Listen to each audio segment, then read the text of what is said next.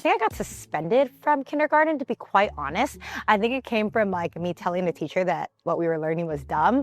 But if you think about it, like my parents were trying to teach me, like I was going to like abacus competitions, like multiplication, division, etc. back in like kindergarten. And in school, they were literally like, here's the alphabet, right? And I was just very bored as a child. So I was always trying to figure out like different things to do. I was like learning stuff on my own. Specifically, like the stuff I learned was to like make money, but eventually I discovered my love for product. And I was like, oh, this is actually really fun. But you could see glimpses of it where like, you know, I tried to start my own virtual pet site after being addicted to Neopets. I was playing a lot of online video games. So I was figuring out how to start my own online arcade game website. I mean, I think what really shaped how I'm an entrepreneur today is that through like the early stages of me like making money, my parents found all of my hidden cash and would take it away. So then I was like, I have to like figure out how they don't take away cash. PayPal had come out and then you could just go like buy a Visa debit card, open up a PayPal account. And that's when I started learning how to make money on the internet. And then that's when I got curious about building my own websites.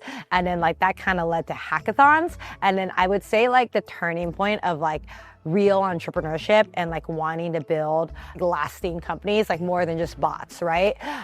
Was at these hackathons where suddenly I was exposed to the startup world. And I was like, wow, I can build apps that like millions of people use. This is really, really cool. Both my parents are absolutely brilliant. They're both technical. I think it was interesting because they actually really discouraged me from pursuing a technical field because they kind of imagined like my place as a woman was to get married and pop out grandchildren, but they still wanted me in an intelligent environment to find an intelligent partner. I think I ended up pursuing it almost by accident. I thought I was going to be a chemical engineer because I was like chemistry was my favorite subject. Like I loved AP chemistry and I was very good at it. But when I ended up on this website, College Confidential, like I need help with my college applications. And there's this random stranger who literally looked at my extracurriculars and it was like, you're an idiot. If you want to get into the best college, just apply for computer science. And I was like, I guess that makes sense. So that's actually like kind of how I just landed in computer science. My college days were like, I was going to a lot of hackathons.